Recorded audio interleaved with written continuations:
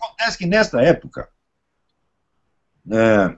você vê, nos meus cursos eu defini já faz tempo a filosofia como unidade do conhecimento na unidade da consciência e vice-versa. Unidade do conhecimento é uma coisa materialmente irrealizável, quer dizer, é uma coisa que você está sempre tentando, tem que manter o mínimo de unidade para você não se perder, não se desorientar completamente. Mas não quer dizer que você vai conseguir criar uma doutrina que abranja a totalidade do conhecimento existente e o explique. Isso ninguém consegue.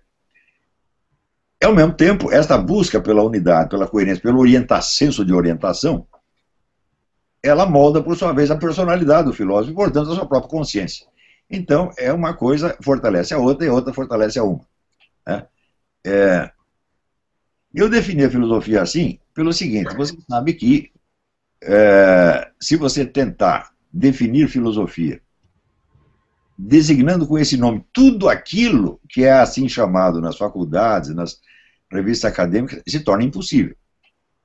Porque é aquela situação descrita pelo historiador Wolfgang Stegmüller, em que ele vai mostrando a progressiva dissolução, progressiva desagregação da unidade da filosofia, onde chega um ponto em que um nem pode entender o que o outro está falando. Então, como é que você vai dar um nome só para toda essa multiplicidade de coisas? Eu falei, não é possível.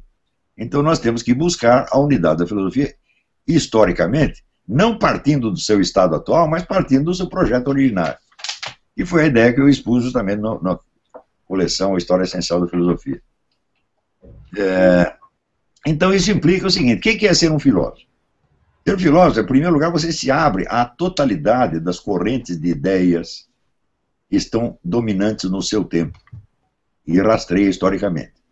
De modo que você mais ou menos saiba se orientar nesse conjunto. Então é só essa. Aristóteles dizia que toda discussão filosófica parte das ideias dos sábios. Bom, a aquisição das ideias dos sábios leva uns 20, 30 anos. Nesse período você está numa bela confusão. Depois, aos poucos, você vai chegando a conclusões e articulando uma atitude racionalmente sustentável. Não que você vai explicar o conjunto, que é impossível, mas pelo menos você adquire um senso de orientação razoável, de modo que você não se perca nessa vara funda. E a partir daí que você é um filósofo. Isso quer dizer que para ser um filósofo, você tem que adquirir todas as influências as mais disparatadas possíveis. Eu até publiquei no Seminário de Filosofia um documento, quais são as influências intelectuais que eu recebi desde o início. São mais de 30. A cada uma dessas eu me abria sem nenhuma desconfiança, sem nenhuma reserva, sem nenhuma prevenção. Vivenciava aquilo durante algum tempo e depois superava e ia integrando aos poucos na minha visão de conjunto. Ora, essa tarica do chumbo foi apenas uma dessas 30 influências que eu recebi. E chegou um ponto que eu tinha superado aquilo. Como é que a gente supera? A gente só supera uma corrente de pensamento quando ela te leva a problemas que ela própria não consegue resolver. Então você vê, fala, dentro desta perspectiva, este problema que esta perspectiva criou não tem solução. Portanto, a gente tem que ampliar a perspectiva. Ou seja, não é assim na base do, discordo disso, não aceito aquilo. O pessoal pensa que discordância é independência. Não, independência é quando você realmente transcendeu aquele conjunto de pensamentos. Por quê? Porque ele levou você a problemas que ele não resolve.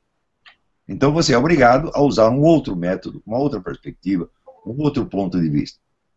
Então chegou o ponto em que aquela perspectiva da escola tradicionalista do Guénon, Chuon, etc., tinha me levado a perguntas que ela mesmo não respondia. Então daí encerrei aquele episódio e falei, bom, muito bem, eu acho que eu já me abri a todos os gurus que existem, já recebi influência do marxismo, da psicanálise, do Jung, do Wilhelm Reich, da teosofia, disso, mais daquilo, estruturalismo, desconstrucionismo, tudo que existia. E tem aqui meia dúzia de perguntas que nada disso responde. Então, eu lembro, como se fosse hoje, eu tinha 43 anos e estava fazendo a barba, eu olhei no espelho e, de repente, eu percebi, falei, opa, eu já sei tudo sobre mim mesmo, eu não sou mais um problema para mim. Então agora eu estou maduro para escrever sobre alguma coisa, para pensar sobre alguma coisa. Então aí foi que eu comecei a ter uma linha de pensamento independente, não porque quisesse proclamar a independência, mas porque de fato estava independente, de fato estava pensando coisas para as quais aquelas diversas linhas de ensinamento que eu tinha recebido, às quais sou muito grato, não tinham resposta. A primeira pergunta, eles não sabiam, nenhuma delas sabia me dizer o que é filosofia. É? Não tenho nenhuma resposta sobre a questão o que é filosofia, tá certo? Que fosse, por assim dizer, cientificamente defensável. Ou seja, algo que defina o que todos os filósofos fizeram, pouco importando a diferença das suas opiniões. E a minha conclusão é essa. Eles buscaram a unidade do conhecimento, a unidade da consciência e vice-versa. Todos eles. Então, esta é a definição de filosofia, meu Deus do céu. Isso não tem em livro algum, isso aqui fui eu que descobri. E descobri, por quê? Porque não tinha ninguém para me ensinar isso. Os caras me ensinaram tantas coisas, mas isso eles não tinham ensinado. Vários outros problemas foram aparecendo. Né? E só quando eu tinha certeza de não ter encontrado a resposta nas influências recebidas, é que eu arriscava a minha própria teoria. A questão, por exemplo, dos 4 discursos de Aristóteles. Né? Eu notei que havia nas obras de Aristóteles uma coerência, uma articulação interna entre a poética, a retórica, a dialética e a lógica. E eu disse, porra, então deve haver por trás dessas 4, Aristóteles devia ter alguma concepção de conjunto que ele nunca chegou a escrever. Daí procurei, vasculhei tudo que havia sobre Aristóteles, só encontrei 2 mençõezinhas a esta coisa. Santo Tomás falava disso, mas assim, uma página de Santo Tomás, não mais. E Avicena falava disso. Então, tudo que nós sabemos sobre as unidades dos discursos do Aristóteles são dois depoimentos que nos chegaram de 2 gênios da filosofia que perceberam isso, mas não chegaram a se explicar a respeito, só disseram, olha, isso existe. Falei, então, o que me resta fazer? Eu mesmo vou procurar e eu mesmo vou explicar, pô. É o que eu fiz no livro Aristóteles em Nova Perspectiva. Então, isso que é a independência de pensamento. A independência de pensamento supõe, primeiro, a aquisição de um certo domínio sobre as ideias, as opiniões dos sábios. Ou seja, a cultura contemporânea e a sua retaguarda histórica. Depois disso, você está maduro para ser um filósofo. Por isso é que não existe precocidade em filosofia. Grandes filósofos, as grandes obras filosóficas, tudo escrito depois de 50 anos. Né? Exceto no caso de Santo Tomás de Aquino, né? Ele fez toda essa aquisição das ideias dos sábios, que a gente faz em 30 anos, ele fez em 10. Então ele com 30 anos estava pronto para se explicar. Morreu, acho que em 49, né? Mas, em geral, as grandes obras de filosofia, como as grandes obras de Schelling, ou de Hegel, tá certo? São obras da maturidade. Tá certo? E, às vezes, quando você tem uma precocidade filosófica, é um azar. Isso aconteceu com Schelling. Schelling, com 20 e poucos anos, teve umas intuições, escreveu um tratado filosófico maravilhoso, fez um maior sucesso. Passa uns anos e diz, puta merda, tá tudo errado. Daí ele tenta de novo, e de novo, e de novo. Ele faz 4 filosofias. E só acerta na última. Né? Quando já está bem velho. Então, filosofia é coisa para maduro ou para velho. Esse negócio de ensinar filosofia para criança, isso aí é pedofilia intelectual. Né? Quer dizer, como é que você vai filosofar se você não tem o material primeiro nas suas mãos, que é a sua cultura contemporânea? Né? Então, foi aí, coincidiram essas 2 coisas. Houve o problema com a tarica do João e a minha descoberta de que eu já estava um homenzinho e que aí para diante eu devia seguir a minha própria cabeça, não porque quisesse ser independente, mas porque eu estava entrando em territórios onde os meus gurus, que eu chamava, todo mundo que me ensinou alguma coisa chamava de meu guru, os meus gurus não sabiam e não podiam me orientar. Então eu falava, agora eu vou sozinho. E aconteceu as 2 coisas mais ou menos ao mesmo tempo.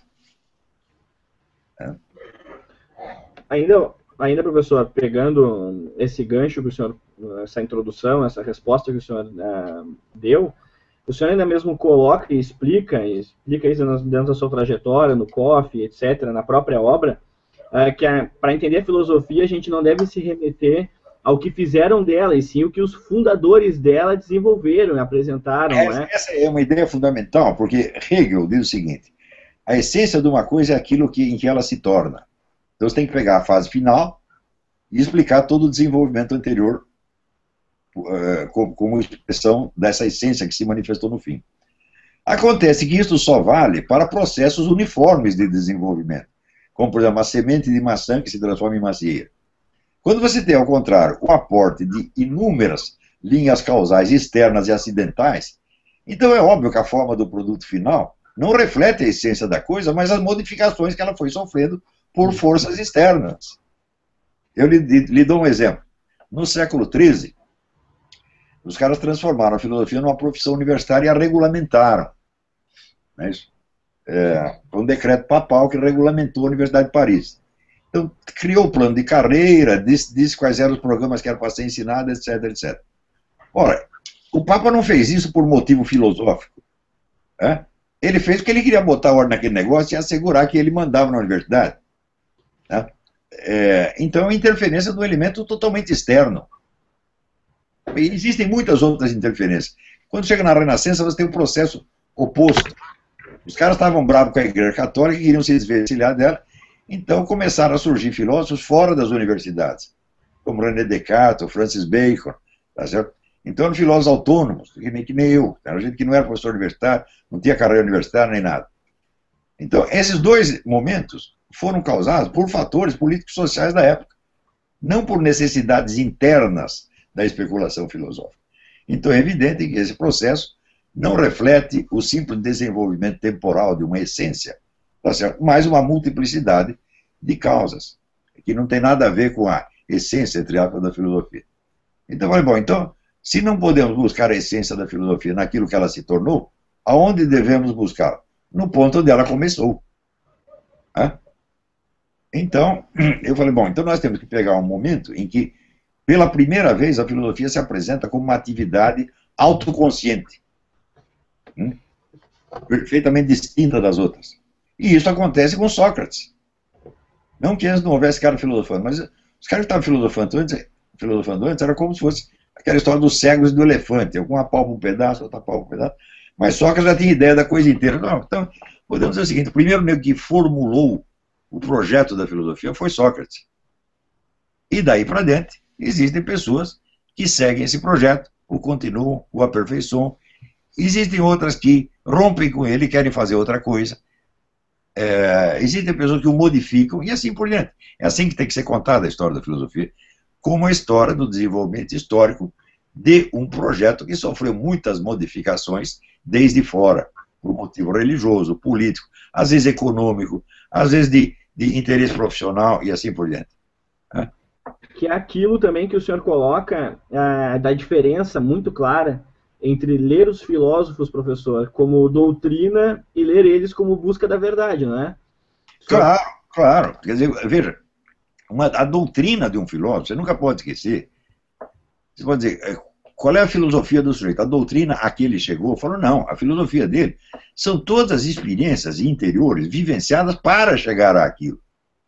Então você, partindo da exposição escrita, você tem que refazer o itinerário interior.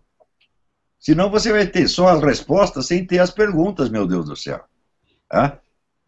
Então você tem, pela leitura do filósofo, tem que ver o que pôs este sujeito na pista dessa questão. Por que isso foi importante para ele? E o que ele estava procurando? Onde é que ele queria chegar? Tá certo?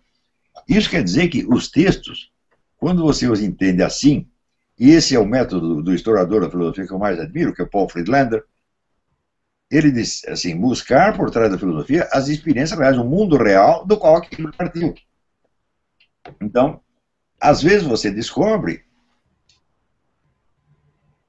que os pontos importantes para o filósofo não são aqueles que estão destacados no texto,